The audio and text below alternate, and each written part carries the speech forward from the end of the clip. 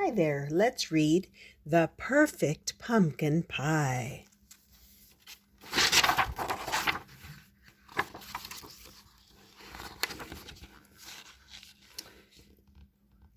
The Perfect Pumpkin Pie.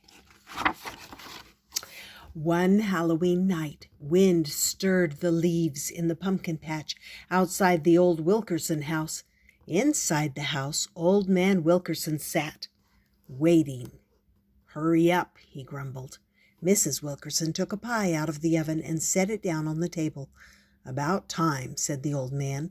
He stared at the pie with his one good eye.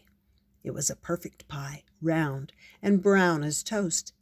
He said, "I does love a perfect pie."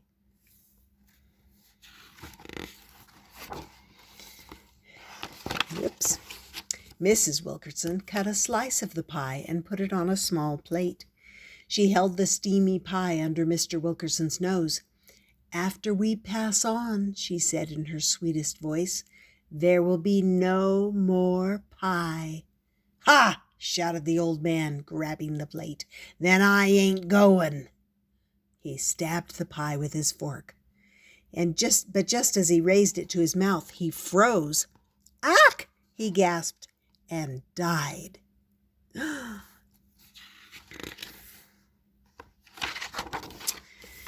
That same night, by the light of the Halloween moon, Mrs. Wilkerson buried Mr. Wilkerson in the pumpkin patch.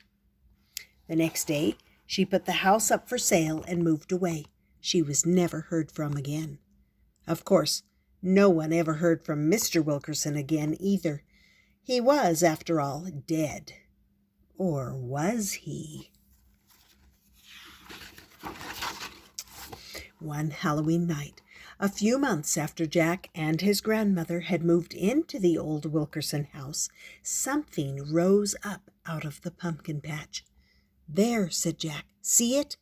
Grandma looked out the window. "Just a wisp of fog," she said.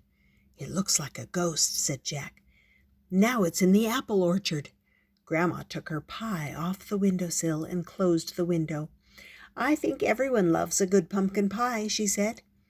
"It's coming this way," cried Jack. "Listen!" The porch steps creaked, and the screen door banged, and an icy wind filled the kitchen. "It is a ghost!" Jack gasped. "Pumpkins, pumpkins, pumpkin pie. I must have one before I die. It must be round and brown as toast, or I'll haunt this house a hungry ghost. It must be perfect, or a ghost I'll stay and haunt this house and never ever go away." Grandma put her hands on her hips. "Oh, stop all that moaning," she said to the ghost. "Sit down and have some pie." The ghost pointed at the pie. "That pie ain't perfect. It looks like paper mache. That pie's insultin' to a pie gourmet. Why, if I was alive, I'd have a pie degree. I'd be a professor of pie with a Ph.P. I knows me pumpkins, so's you'd better comply and make me a perfect pumpkin pie." The ghost whirled and twirled through the kitchen. Pots fell from the cupboards. Dishes crashed to the floor. The screen door banged, and the ghost vanished. Jack ran to the window. "He's gone." "He'll be back," said Grandma. "Aren't you afraid?" asked Jack. "Why?" said Grandma. "He's nothing but a cold smoke. He's a ghostly fuss budget with an appetite for a good pie." "He didn't like your pie," said Jack. "Well, he'd better like the next one," said Grandma. "We'll show the old fuddy-duddy what a perfect pie is all about." "We'll make a fuddy-duddy pie," said Jack. "We'll show him." When the pie was baked, Grandma took it out of the oven and set it on the windowsill. "Look at that pie," she said. "It's round and brown as toast." Outside, a wisp of fog rose up out of the pumpkin patch. "He's back," said Jack. "Listen."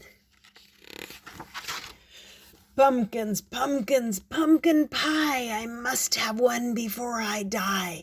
It must be round and brown as toast, or I'll haunt this house, a hungry ghost.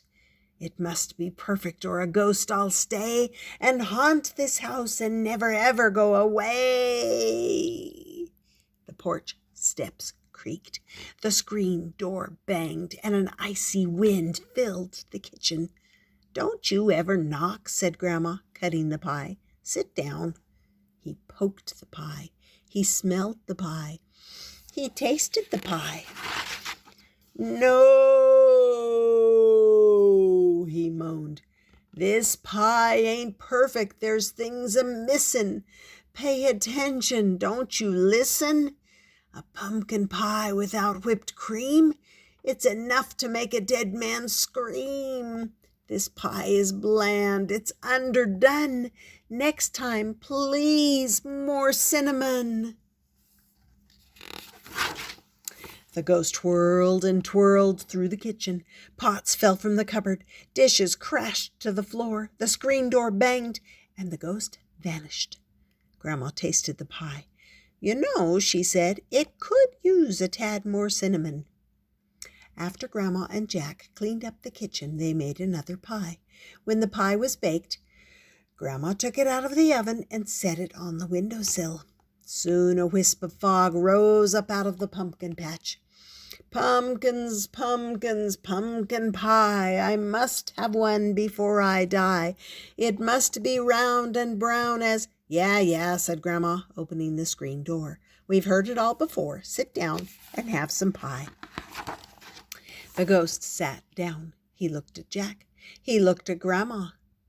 He looked at the pie. His eye grew bigger than a ping-pong ball.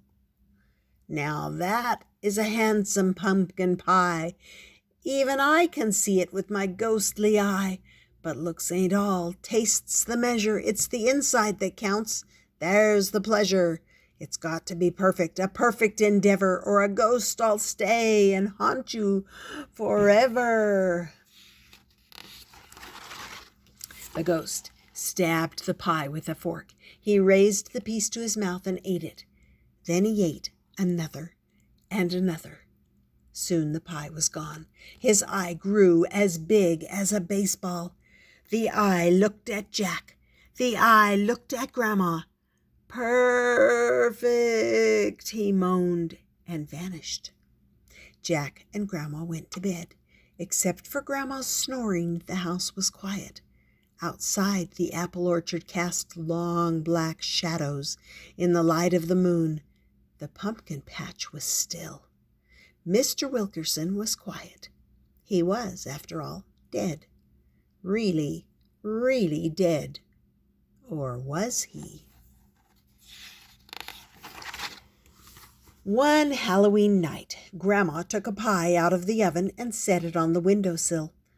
I hope that's not a pumpkin pie, said Jack. Remember what happened last year? It's apple pie, said Grandma. Pumpkin pies attract nothing but trouble. Jack put 2 plates on the table. Grandma took the warm pie off the windowsill. Something moved in the moonlight. A wisp of fog rose in the pumpkin patch. Uh-oh, said Grandma. Listen, said Jack. Apples, apples, apple pie, I must have one before I die. It must be round and brown as toast, or I'll haunt this house, a hungry ghost.